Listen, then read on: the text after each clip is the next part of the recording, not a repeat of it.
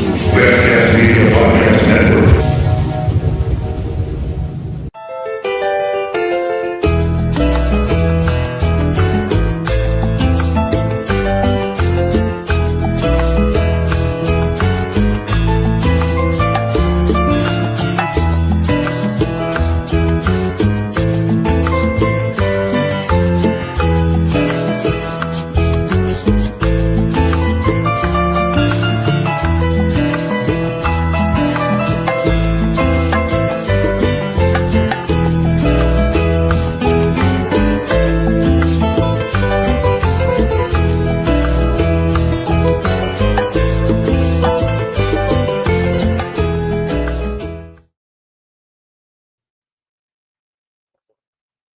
¿Cómo estamos, mi gente? Welcome to another edition of Lucha con Macho, and this is episode 7 of our show, Lucha Talk.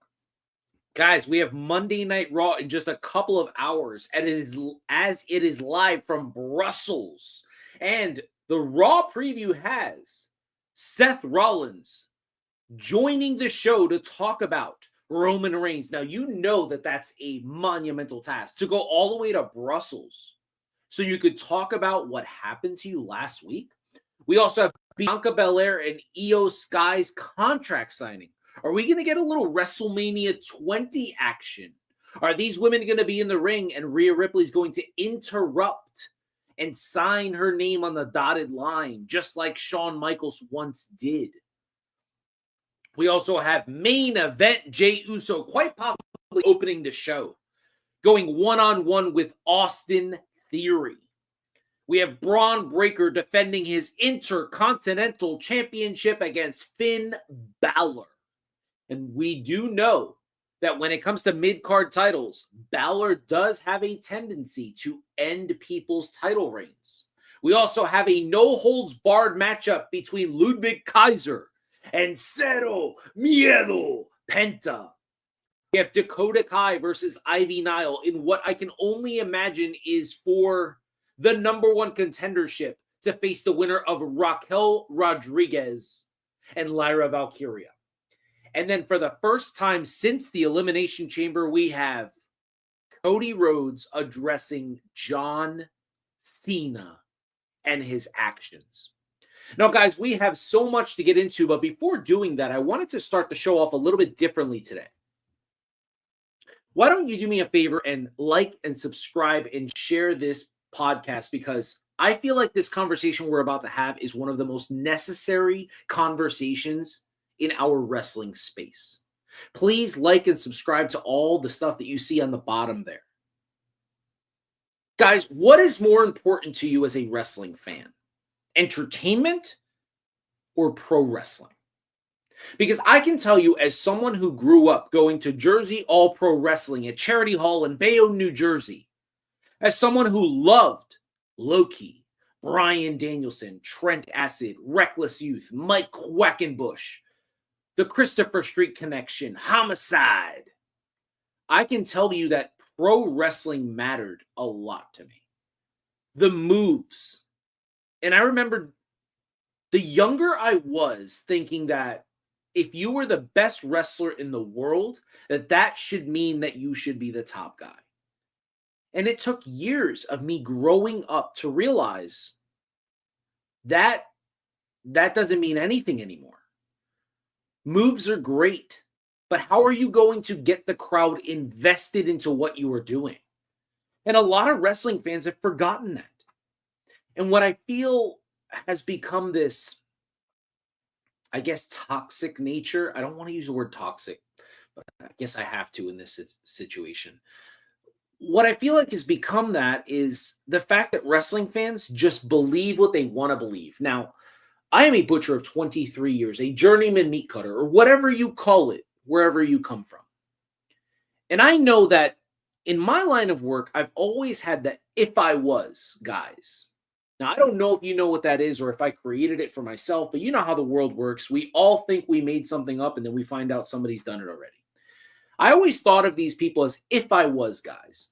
And that was the start of a sentence. If I was the boss, this is how I would run things. And what I realized recently is that wrestling fandoms have turned into that. everybody now is an if I was guy. Everybody believes this person should be at the top of the card because they're the best bell to bell. We've heard that term used a lot recently. I've heard it. Definitely read it a lot in my comments on my TikToks recently, where everybody keeps saying bell to bell, this person's better than that person. And I'm thinking like, that's awesome. That doesn't mean they're better. Because pro wrestling isn't just in-ring work. That's a small portion of what makes a great professional wrestler nowadays. Mr. Perfect, Ravishing Rick Rude, Ricky the Dragon Steamboat were all better professional wrestlers than the Ultimate Warrior, than Hulk Hogan, than Andre the Giant. Were they bigger stars? Absolutely not. It's never been this way. Dusty Rhodes was a better professional wrestler than Ric Flair. Was he a bigger star? Absolutely not. It was all about character. Arn Anderson, quite possibly one of the most underrated in-ring workers of all time, was better than your favorite Hulk Hogan. Was he a bigger star? No, he wasn't. There are a handful of guys that can actually say we were better at wrestling first, and then our character took us over the top. Now, if you want to start small, you want to say something like Bret Hart. Bret Hart was a better in-ring performer first, and then his excellence of execution. The best there is, the best there was, you know the catchphrase. That made him a big star. Eddie Guerrero was a wrestler first, and then he became Latino Heat. Bryan Danielson, the king of the indies. He was a better pro wrestler, and then he became the American Dragon. Then he became the leader of the Yes Movement. Do you see what I'm getting at? Not every time does this work. Macho Man Randy Savage was a better in-ring performer. He was one of the best to ever do it. But it was the Macho Man. Oh, yeah. Cup of coffee in the big time. That's what pushed him over the top. For decades, guys, decades, character work, storytelling has always been the most important feature for professional wrestling. It has always been the gas that gets the car going. Yeah. I don't understand where we jumped into this area where it's like, no, man, it's all about in-ring work. And I feel like this comes up because I started a debate this week. I really wanted to troll some of my TikTok people. And over the past 365 days, I've done a pretty decent job messing with Cody Rhodes fans. I have people believing on TikTok that I legitimately hate Cody Rhodes. And I do that because it's funny. I like to have the discourse back and forth, and some conversations are great. Like there's this person that I talk to on there. Her name's Michaela. Whenever we talk, I always hear her out, and I always come away thinking like, man, she really knows the business. Richie, I always think the same thing about him. I love the way he views the business. But then there's people that I'm not going to name on here because I don't believe that we should talk about them. But there are people that attack me personally, and I feel like, well, I'm not going to attack you because I don't know you, but clearly me saying what I'm saying about Cody bothers you. So I'm going to continue to do that. So this week I thought, what if I flip the script? What if I pit my two biggest issues in pro wrestling against each other? Who do I think is better? Do I think Will Ospreay is better than Cody Rhodes, or do I think Cody Rhodes is better than Will Ospreay? And before I even made a TikTok video, because I figured I'm just going to start rambling and eventually I'll get somewhere, I knew right away that the answer was Cody. He's better. Without a shadow of a doubt, 100% Cody Rhodes is better than Will Ospreay. And I couldn't even believe how sincere I was Like, I couldn't even believe how much I believed that Cody Rhodes is better. Now, I want to make it perfectly clear right now, hand to God, Will Ospreay, bell to bell, if that's what you need me to say, is a better professional wrestler. He's a better wrestler. He's better at moves. He's better with his athleticism. I don't care. Cody Rhodes is a complete performer. Now, I said this on my video earlier this week, but Cody's been successful everywhere. He's been successful in Japan. He's been successful in WWE. He's been successful on the Indies. Will Ospreay's been successful in Japan. And he still hasn't really become a giant success in AEW. He's still learning how to cut a promo without using profanity. He still thinks it's appropriate, on one hand, to label yourself as this beautiful human being who takes care of your son. And then on the other hand, cut promos with so much lewd sexual innuendo that I wonder if you just grew up believing the Attitude Era style promos are the only promos that should exist. And that is a key ingredient into why I believe Will Ospreay is so far from being a polished professional wrestler. Because he can do an interview talking about, I want to be a family man. I want to be there with my wife. I want to watch my kid grow up.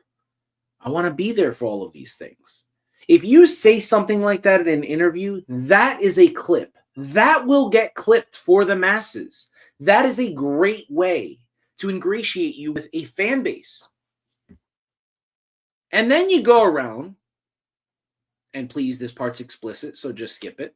Then you go around telling everybody that if you worked for WWE, people would be wanking themselves to your wrestling matches. You've done this multiple times. You've cut these style promos multiple times for the pop. The Undertaker said this a while ago. Some time ago, somebody kicked out of a finish, and the boys in the back realized the pop it got. So now, everybody does it. WrestleMania 28, Undertaker and Triple H did it so often that everybody wanted to match that pop. Well, you realize that MJF, Val Venus, Goldust, that these people have cut these style promos before and that they've gotten massive pop because it's like Andrew Dice Clay. But this isn't Mary, quite contrary. There are children in your audience. You're a pro wrestling company. You have entertainment aspect. You can't have 8 to 9-year-old kids going to school talking about what you just talked about, making motions because you're sitting on the corner in a ring, making inappropriate hand gestures. They're going to utilize that stuff. Why do you think John Cena stopped with the Doctor of Thugonomics? He stopped because he realized one day he came out that there was more kids wearing his merch than adults. Eventually, hopefully, Will Ospreay will learn this lesson and he will realize I can't skirt on both sides of the fence. I'm going to have to pick a side. I'm either going to be this family man, this proud father, or I'm going to be the X-rated wrestler who cuts these style promos. But you can't be both. You just can't be. Not when you are telling the world the type of human you are. Clearly, you're a great person. Clearly, in real life, you are a kind human being. And this is one of the reasons why I believe that Cody Rhodes is just better. Because Cody's never tried to convince the world that he was anything other than himself. He's always been a dick. From Xavier Woods' first interview with Chris Jericho, where he talks about knowing Cody in high school and how much of a dick he was there, to us finding finding out about the Cody lies, to Cody telling us just in his show on his tour bus how he hated the fact that R-Truth got 45 seconds in a Royal Rumble. He wanted to trip him. He hated it. He felt like he was losing by just watching R-Truth succeed. To him getting one of his best friends, Matt Cardona, kicked out of the locker room for ruffling around someone else's bag. Cody's always told us this. To accepting body shaming. He's very, very vocally said there's no such thing as body shaming in professional wrestling. We take our shirts off for a living. And then he goes on to use Gunther as an example of someone who cares about the business because he changed his body. He's always been this person. He's never pretended to be anything other than himself. He's authentic. He's on screen and he hulks up. He does a little face punch, and he has probably the worst finisher this side of, the heart punch. I mean, I think the last person that did that finisher really well was probably Test. Galito. I didn't even like it when Damien did it. Love Damien's finisher now. Hate when he did the roll of the dice or whatever you call it. But I believe Cody Rhodes, in going to acting school first and then jumping into an entertainment industry, is what makes him the superior performer. Because he can work any style match. If Cody needs to work technical wrestling, he could do it. He has an amateur background.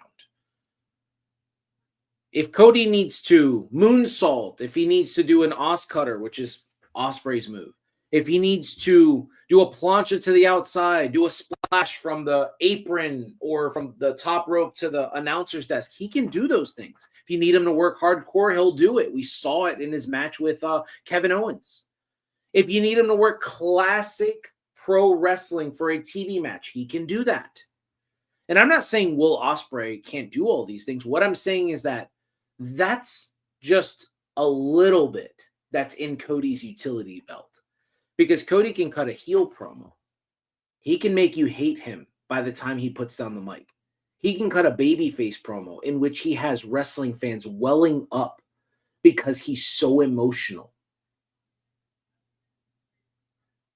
He can cut a don't mess with me promo like he did with Chris Jericho, like he just did with John Cena.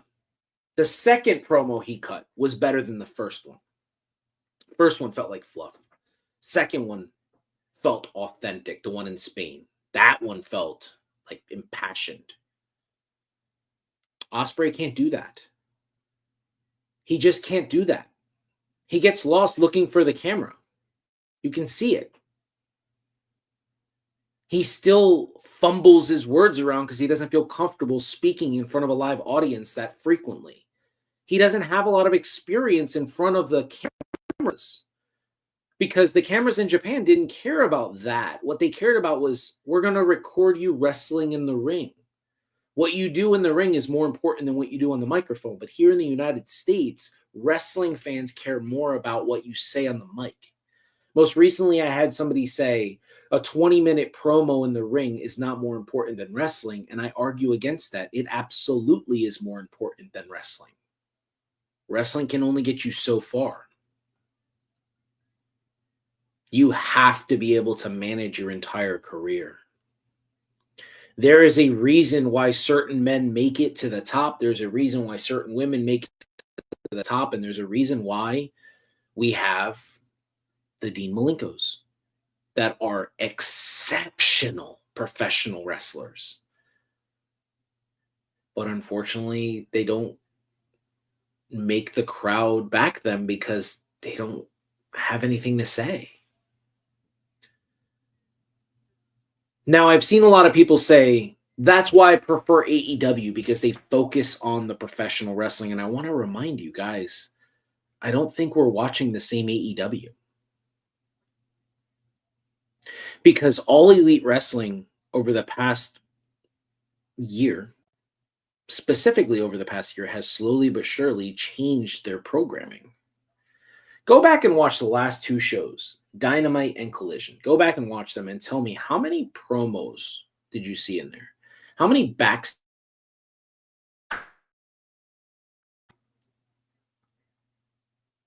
There's a lot, right? I'm pretty sure the last show that I watched was Dynamite.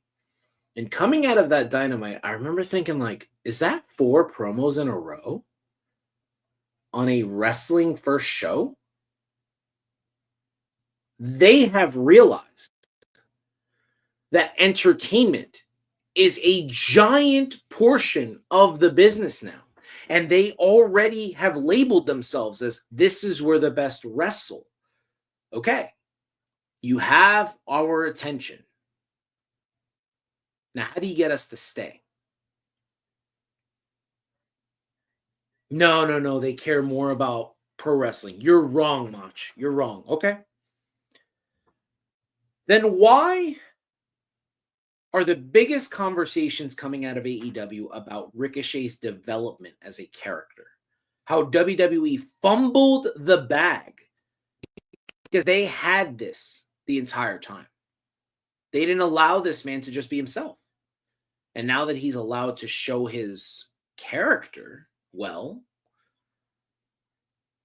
look at how amazing he is. Now, I have actual proof that this isn't a prisoner of the moment thing. I have been on the Ricochet's better than Ospreay train for a while. Like, it's been a couple of years. You can look through my TikToks. You can check my old Twitter. I have thought Ricochet was one of the most underutilized professional wrestlers in the business. I am such a fan of this man. I just feel like I always have been. And I have never felt stronger, in my opinion, that he's better than Will Ospreay than at this current moment. Because I haven't seen any part of Will Ospreay's career that he's ever given us this type of character. And not the specific, like, Andrew Tate character that Ricochet's giving us, but, like, he's never given us a character. If you're telling me that Will Ospreay going out there, cutting a authentic promo in which he says bruv a lot, and he talks about someone grinding someone's misses. He talks about someone wanking themselves. He does a hand gesture. He does all of these things. That's a character? Then I am not shocked how this man hasn't been able to get more ratings for his show. I am not shocked as to why he's not a top merch seller. Why he's a top merch seller in that company. But when you put all of athletes together, guess what? Cody Rhodes is beating NFL players like Patrick Mahomes on Fanatics. That's wild. Will Ospreay to me is not a wrestler that I want my son to listen to talk. I have this 90s NBA style of professional wrestling that I watch with my son, meaning that it's kind of on delay. My son is not allowed to watch a live show. He's allowed to watch professional wrestling, but I need to have the show on at least a half an hour later. And then I follow the show with Twitter and TikTok, and then I watch the show, and I watch it the night before, and then I know when to fast forward. I would fast forward every single time I saw Will Ospreay on the microphone. These are things that impede him from becoming one of the top professional wrestlers in the business. In-ring work can only get you so far. Entertainment is superior to everything in professional wrestling. There's a reason why WWE decided to take wrestling off of their name, or why they decided to move away from wrestling, I should say. I'm sorry, they didn't take wrestling off their name. But why they decided to move away from wrestling, why they decided to ban words, why they decided to lean into the entertainment side. Because they knew that this is how we keep our audience. This is how we grow. There's a lot of people that feel like I feel. I've watched my 10,000 hours of professional wrestling. I've watched the best of William Regal. I've watched the best of Owen Hart. I've seen the Super J Cup with Jericho and Benoit. I've watched Reckless Youth. I've seen Bryan Danielson at the Super 8 wrestling Spanky in the opening match. I've watched the Haas brothers. I've seen brilliant professional wrestling. I'm 40. I grew up watching Bret the Hitman Hart, Shawn Michaels, Owen Hart, Mr. Perfect, Ricky the Dragon, Steamboat. I grew up with these guys. I know what good professional wrestling is. I'm not stating that there aren't people now that could keep up back then. That's not what I'm stating at all. What I'm saying is that portion of the business is no longer the most important part to me. And I think as wrestling fans, we should take on this Joy Taylor moniker. I don't know if you know who Joy Taylor is, but she's Jason Taylor, a former defensive lineman for the Miami Dolphins. She's his sister, and she works in the sports media world. She made a statement a while ago, and I have utilized that statement in my every single day life. And that is, with new information comes a new line of thinking. I have the right to evolve my thinking. I have the right to change my opinion. That's not called flip-flopping. I'm receiving new information. If I receive new information, I can update my thought on something. And I promise you, all of the people that are screaming from the mountaintops, they're saying, hey, this company they care more about wrestling. And I really hope they don't become WWE because that's BS. We don't want that company. We had that company. Guys, there's a reason not a lot of companies are around anymore. There's a reason WWE's been here forever. Do you really think that the people from the Hogan era are still here? No. Not even close. Entertainment, storytelling, structure of character, that is what matters before the actual moves. Wrestlers have been telling us this for decades. They've been saying it for decades. The fact that you don't want to listen to them, that you are so firm in your belief that you are right and the people that are in the business are wrong because they work for one company, or what's another thing that you guys say? Oh, because they don't want to burn any bridges in case they get an opportunity to go back. That's been another big theme, and I don't understand why it's a theme. When Will Ospreay makes a statement like fans would be wanking themselves to me if I was in WWE, that's just not true, guy, because you would be in NXT. You would be like Johnny Gargano. You'd be like Tommaso Ciampa. We'd have to see if you actually can produce at this level. It's different. It's not the same. I